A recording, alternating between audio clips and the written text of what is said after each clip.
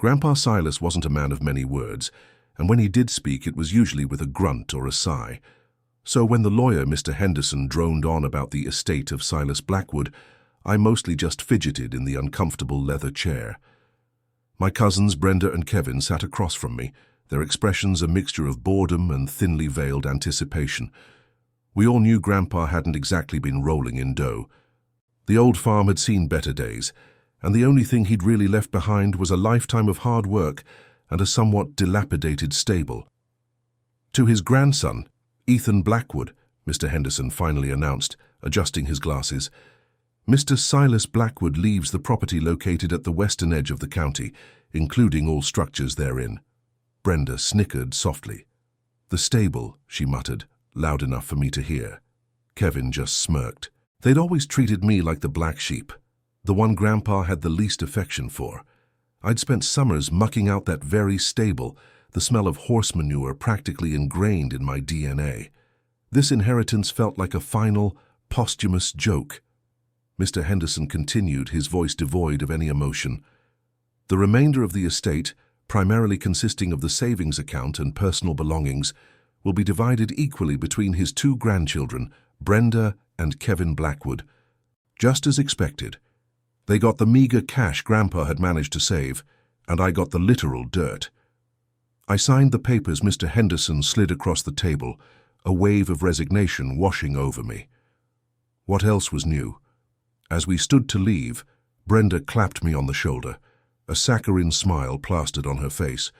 "Well, Ethan," she said, "looks like you've got your work cut out for you, plenty of manure to shovel."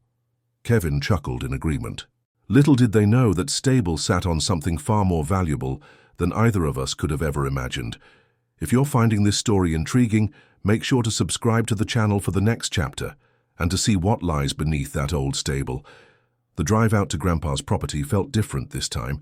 Usually it was a reluctant pilgrimage, a sense of obligation hanging heavy in the air. Today there was a strange mix of curiosity and bitterness. The western edge of the county was more remote than I remembered, the landscape dotted with scrub brush and the occasional struggling oak tree. When I finally reached the familiar dirt road leading to the farm, a wave of nostalgia, surprisingly potent, washed over me. I remembered chasing fireflies in the fields as a kid, Grandpa's calloused hand steadying me as I climbed the rickety fence. The house was just as I'd left it after Grandpa's passing, a small weathered structure that seemed to sag under the weight of years. But it was the stable I was here for, or rather the property it sat on. As I walked towards the familiar wooden structure, the scent of dry hay and aged timber filled my nostrils. It looked even more run down than I recalled. Part of the roof sagged, and several of the fence posts surrounding it were rotting. Brenda and Kevin were right. It was a dump. I pushed open the creaking stable door, the interior dark and dusty. Cobwebs hung like macabre decorations, and the stalls were empty, save for a thick layer of dried manure. I wandered around, kicking at loose floorboards, trying to understand why Grandpa would leave me this. Was it some kind of lesson? A final jab at my perceived lack of ambition? I spent a couple of hours just walking the perimeter of the property, a seemingly unremarkable 300 acres of dry, unyielding land. It wasn't until I stumbled upon an old overgrown survey marker, half hidden in the weeds, that a seed of doubt began to sprout in my mind. Why would Grandpa have kept such a large, seemingly unproductive piece of land? The survey marker piqued my interest. It was old, the markings almost worn away, but I could still make out some numbers and a faded date from the early 1900s. It felt significant, like a forgotten clue. Back in town, I decided to do some digging. The county records office was a treasure trove of dusty documents and forgotten histories. After a couple of hours of sifting through old deeds and property maps, I found it, the original deed for Grandpa's land. And there, in faded ink, was a detail that made my heart skip a beat. Mineral rights included. Mineral rights. I knew enough to understand that could mean anything, or it could mean everything. I spent the next few days devouring information online, learning about oil and gas potential in the region. There had been some small-scale drilling in the county decades ago, but nothing significant. Still, the possibility lingered, a tiny spark of hope in the desolate landscape of my inheritance. I decided to contact a local geologist, someone who might be able to give me a more informed opinion. Dr. Miller was a no-nonsense woman with a wealth of experience. She agreed to take a look at the property, and a few days later, we were walking the same dry fields I had wandered just weeks before. I pointed out the old survey marker, and she examined it with a practiced eye. She took soil samples, consulted her maps, and by the end of the day her expression was one of cautious optimism. "Ethan," she said, her voice serious, "there are geological indicators here that suggest the potential for significant oil deposits." My mind reeled. Could it be true? Could the dusty old stable really be sitting on a fortune? Dr. Miller's preliminary assessment sent a jolt of adrenaline through me. Suddenly, the stable for cleaning horse manure didn't seem so insulting anymore. Over the next few weeks, Dr. Miller conducted more extensive tests, and the results were conclusive. The property held a substantial amount of recoverable oil. The geologist estimated that the 300 acres could potentially yield millions of dollars worth of crude oil. I could barely wrap my head around it. My inheritance wasn't a burden, it was a gold mine. The first thing I knew I had to do was secure the property and the mineral rights. Dr. Miller recommended a good oil and gas lawyer, and soon I was navigating the complex world of leases and contracts. It was overwhelming, but the potential reward kept me focused. I also knew that it was only a matter of time before Brenda and Kevin found out. Small towns have a way of letting news travel fast, especially news about someone unexpectedly striking it rich. I tried to keep a low profile, but a chance encounter at the local diner with Mrs. Henderson, the lawyer's wife, changed everything. She was a notorious gossip, and I saw the spark of intrigue in her eyes as we made small talk about Grandpa's estate. I knew the information would reach Brenda and Kevin sooner rather than later. A sense of unease settled over me. I anticipated their reaction wouldn't be one of congratulations. It would be one of resentment, maybe even outright hostility. The thought of the impending family conflict cast a shadow over my newfound fortune. If you're hooked on this unexpected twist, don't miss the next chapter. Subscribe to the channel now to see how Ethan deals with his family's reaction to his surprising inheritance. The call came late one evening. It was Brenda, her voice sharp and accusatory. "Ethan," she began without any preamble, "we heard about the oil." There was no hello, no pretense of civility, just raw, unfiltered anger. I wasn't surprised. The local buzz about the geologist's visits and the land surveys had undoubtedly reached their ears. I tried to remain calm. "Yes, Brenda," I replied. "It seems Grandpa's property is more valuable than we thought." "More valuable?" she scoffed. "You're sitting on a fortune that should have been ours. That old stable was worthless." "He left it to you out of spite." Kevin's voice chimed in from the background, equally bitter. "Yeah, you always were his favorite, even though you never did a damn thing around here." Their words stung, not because they were true, but because they confirmed my long-held suspicion of their resentment. I tried to reason with them, explaining that Grandpa's will was clear, and the mineral rights were part of the property I inherited. But they weren't interested in logic. They saw it as a betrayal, a twist of fate that had unfairly favored me. The conversation quickly devolved into a shouting match, accusations flying back and forth like poisoned darts. They accused me of manipulating Grandpa, of somehow knowing about the oil all along. It was ludicrous, but their anger was palpable. By the time I hung up, I felt drained and disheartened.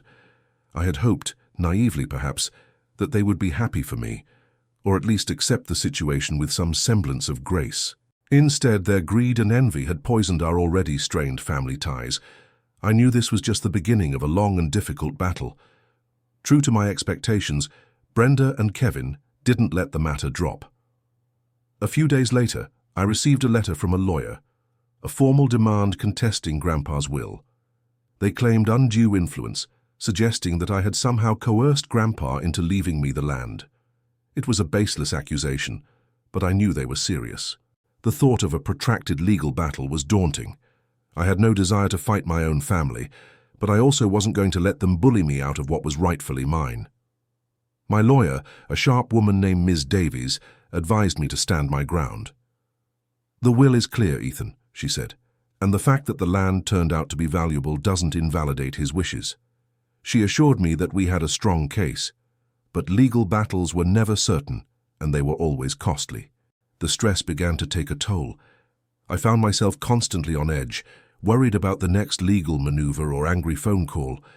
The small town, once a familiar and comforting place, now felt like it was watching me, whispering behind my back.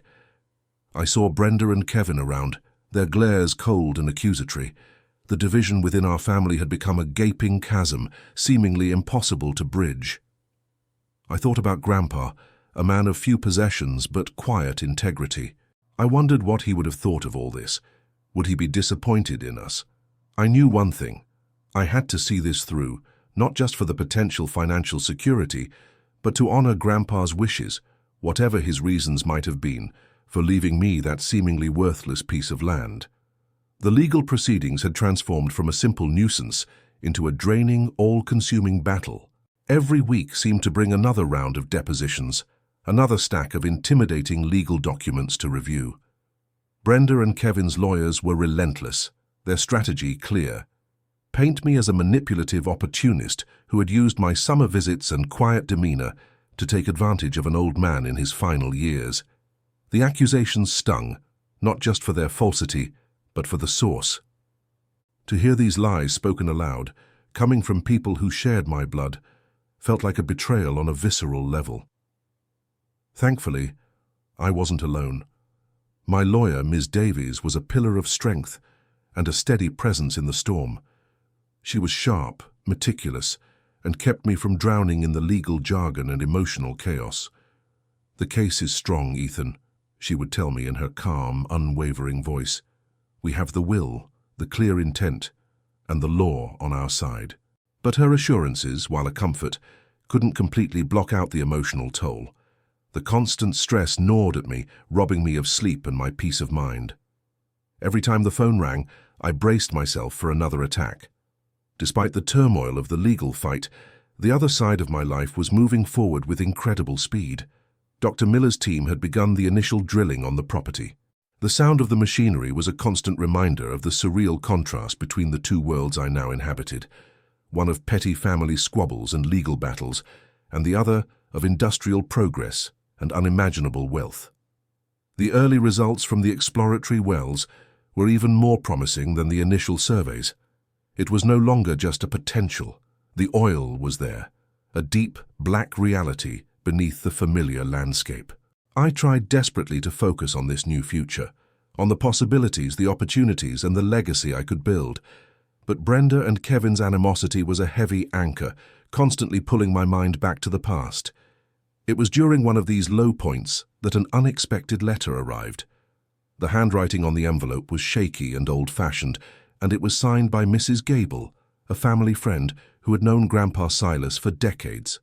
Her words were a balm to my weary spirit. She wrote not of the oil but of my grandpa, sharing stories I had never heard before, tales of his quiet generosity, his stubborn pride, and his deep respect for a hard day's work. She mentioned his admiration for my resilience and his quiet belief that I had a good heart, a man who wouldn't be corrupted by success. Her letter wasn't legal evidence, but it was something more profound. It was a reminder that Grandpa had his reasons that had nothing to do with spite and everything to do with a quiet, abiding faith in me. This chapter marks a turning point in Ethan's journey. Make sure you're subscribed to the channel to follow the dramatic conclusion and see how this family conflict unfolds. The turning point I so desperately needed arrived, not from a legal breakthrough, but from a discovery tucked away in a dusty box of Grandpa's personal effects. Ms. Davies, in her meticulous preparation, had been sifting through everything the old man had left behind. In a small, worn chest filled with old photographs and military medals, she found it, a letter to his late wife, my grandmother, written decades ago. It was a deeply personal, handwritten account of his hopes and fears for the family. The letter was a revelation. In it, Grandpa Silas poured out his concerns about Brenda and Kevin, describing their entitled attitudes and their tendency to take things for granted. He wrote of his worry that they lacked the humility and work ethic necessary to be good stewards of any significant wealth. Then he spoke of me. He wrote about my summers on the farm, my willingness to get my hands dirty, and the way I never complained about the hard work. He expressed his hope that I, with my experience of laboring for little reward, would be more responsible with whatever he left behind. The letter wasn't a formal legal document, but it was a powerful first-hand account of his true intentions. It was a nail in the coffin of Brenda and Kevin's claim of undue influence. With this new evidence, their case crumbled. Their lawyer, seeing the writing on the wall, quickly approached Ms. Davies with a proposal for mediation. They were no longer fighting for a complete inheritance, but for a graceful exit from a losing battle. The prospect of a settlement filled me with a complex mix of relief and hesitation. The anger and hurt from the past months were still raw, and the idea of sitting across a table from them felt like twisting a knife in the wound. But Ms. Davies advised me wisely. "A settlement, Ethan," she said, "is a way to end this on your terms, to put it behind you once and for all without the continued expense and emotional drain of a court trial." The mediation was a tense, uncomfortable affair. Brenda and Kevin sat across from me, their faces etched with resentment and defeat. They offered no apologies, no olive branch of reconciliation. Their demands were a fraction of what they had originally sought, a clear indication of their weakened position. The negotiation was long and grueling, a battle of wills that played out over hours. In the end, we reached a formal agreement. They would receive a smaller, one-time share of the oil revenues, a financial bandage to soothe their wounded pride. It wasn't the reconciliation I had once naively hoped for, but it was a step, a definitive end to the conflict that had consumed my life for far too long. With the legal battle finally a closed chapter, a sense of quiet calm settled over me that I hadn't felt in months. The emotional storm had passed, leaving in its wake a landscape that felt forever changed. My days were no longer consumed by legal strategy meetings or the dread of a new phone call from Ms. Davies. Instead, I could focus on the work ahead, on the oil operation that was now humming along steadily on the property. The wealth I had never dared to imagine was no longer an abstract concept, but a concrete reality, a testament to a stroke of incredible luck and the foresight of my grandfather. But the experience of the past year had fundamentally changed me. I had seen the ugliness of greed and bitterness up close, witnessed it poison my own family. The memory of it served as a constant reminder that money was a double-edged sword. It couldn't mend broken relationships, and it certainly couldn't buy happiness. I knew I couldn't simply sit on this fortune. I felt a profound responsibility to honor Grandpa Silas and the values he had instilled in me: hard work, humility, and generosity. My first step was to establish a scholarship fund in his name at the local vocational school. It was a small way of giving back to the community and a meaningful tribute to a man who had always believed in the dignity of honest, hands-on work. The scholarships would be for students pursuing careers in skilled trades, the kind of practical, essential work that Grandpa had done his whole life.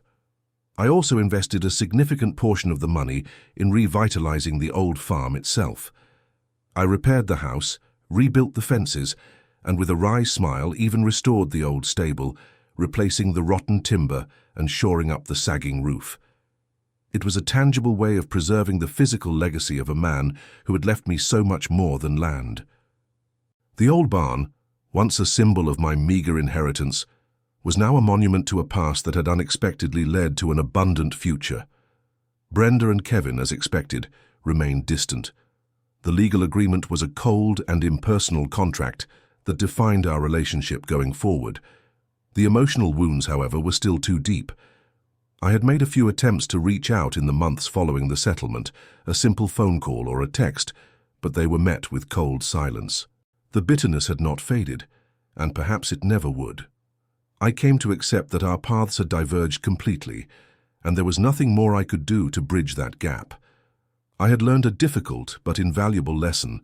Family ties, while precious, are also fragile. And sometimes the greatest inheritance isn't financial wealth, but the strength, resilience, and sense of self you discover when facing adversity head-on. The years that followed the settlement have passed quickly, but the lessons I learned still resonate deeply within me. The old farm, once a collection of crumbling structures, has been fully restored, a vibrant working testament to Grandpa's legacy. The fields that once seemed barren now teem with life, a physical reflection of the opportunities that lay beneath. The Silas Blackwood Memorial Scholarship Fund has become a fixture in the community, a source of hope for dozens of young men and women who, like me, believe in the power of a hard day's work. There is a deep satisfaction in using this unexpected wealth for something meaningful, for a purpose far beyond my own personal gain. Brenda and Kevin have remained on the periphery of my life. There have been a few polite, albeit strained, exchanges over the holidays, a brief phone call or a stiff nod at a family event. But the deep rift in our family has not fully healed. The bitterness still lingers, a ghost of the conflict that once consumed us. I've come to accept that some wounds take a long time to mend, and some relationships may never be the same. The anger and resentment that they held on to for so long became a part of their story, just as this journey became a part of mine. I no longer feel the need to try and fix what is broken. Instead, I've chosen to move forward with grace and quiet purpose. Looking back, that inheritance, the stable for cleaning horse manure, was the most unexpected and transformative gift I could have ever received. It wasn't about the oil, it was about the journey it forced me to take. It was a test of character, a challenge that pushed me to stand up for myself and to discover a strength I didn't know I had. It taught me invaluable lessons about the nature of family, the corrosive power of greed, and the true meaning of inheritance. Grandpa Silas, in his own quiet, deliberate way, had left me more than just land and a fortune. He had left me a story that continues to shape my life and remind me that true wealth is found not in what you inherit, but in what you choose to do with it. Thank you for following this journey. If you enjoyed this story of family conflict and unexpected fortune, please subscribe to the channel for more engaging narratives. Your support helps us bring more stories to life.